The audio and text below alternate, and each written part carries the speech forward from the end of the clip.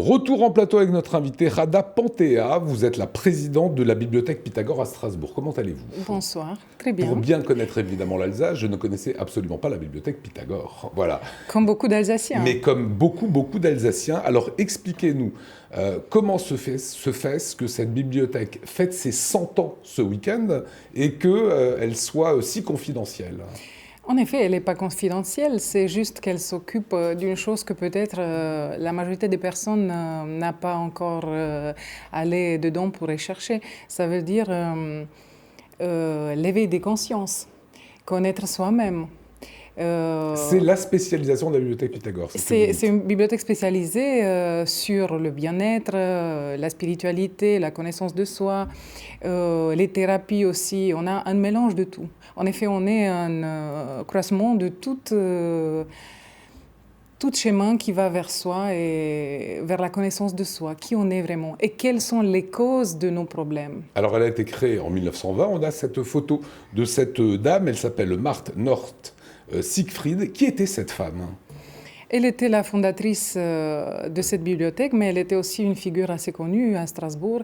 Elle était la fille d'une famille de bijoutiers. Et elle a une philanthrope. Oui, elle a investi toute sa richesse pour aider les autres autour. Et elle avait 20 organisations où elle soutenait la Croix-Rouge pour les animaux. Elle a fondé le premier restaurant végétarien à Strasbourg en 1930. Ah ouais, elle était très en avance sur son temps. Oui, très en avant. Elle devait expliquer bien que c'est pas un restaurant pour les malades, mais pour vous sentir plus léger et tout ça. On a les menus, je ne sais pas si vous avez pris les images, mais alors on a encore les menus. Voilà, on est rentré directement dans la bibliothèque et notre journaliste qui était aujourd'hui nous a dit voilà, c'est un espace tout à fait étonnant, espace ouvert, il y a différents ateliers et tout concourt à aider à la libération et à sa connaissance intérieure. Oui, en effet, on invite les samedis, on a des conférences sur toute possibilité de connaissance intérieure et de spiritualité. Alors, on a des courants bouddhistes, tout ce qu'on peut imaginer. C'est libre. Alors, vous fêtez les 100 ans d'existence. Qu'est-ce que vous avez prévu pour les festivités ? Bon, festivité, ça va être un peu la présentation du but de la bibliothèque, les archives, des photos d'archives, et on va sortir plus des images et des informations. Un petit concert de bol tibétain et de hang. Vous connaissez l'instrument qui est rond, qui fait des belles sons.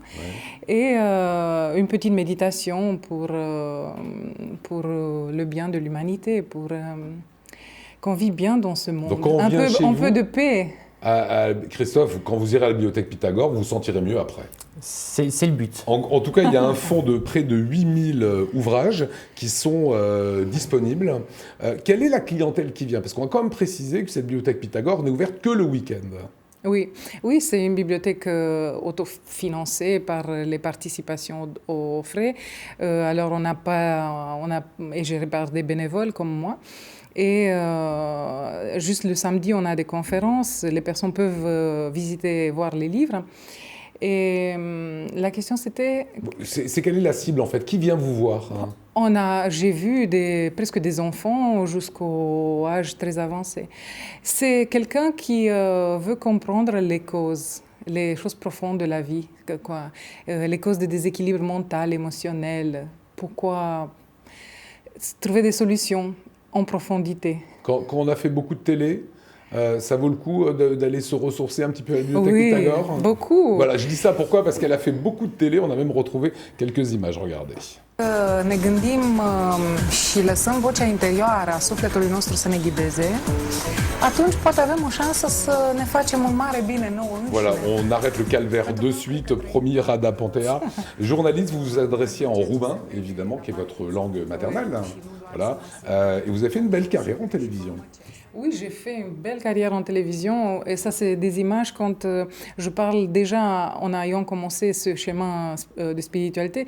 J'étais pas la présentatrice, mais... Non, vous étiez l'invitée. Oui, j'étais invitée, mais j'ai travaillé beaucoup comme présentatrice, mais après comme manager.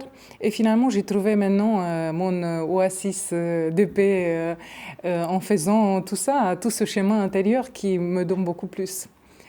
Eh ben, j'espère qu'elle vous aura donné envie, en tout cas, d'y aller. Comment ça va se passer? C'est samedi, c'est dimanche, c'est ouvert C'est samedi à 15 heures et sur le site internet, vous pouvez vous inscrire en faisant éventuellement un don aussi pour soutenir parce que c'est vrai qu'on aimerait avoir une source de financement ou quelque chose parce que c'est un miracle que cette bibliothèque existe depuis 100 ans. Comme ça, avec des bénévoles qui croient dans cet idéal, dans cette mission, et ils soutiennent, et on fait le ménage, on fait tout ce qu'il faut pour que ça existe et ça continue. Voilà, 8000 ouvrages concernant la spiritualité, la philosophie, le bien-être rassemblés au fil des années. Ça a été un plaisir et bonne route à vous.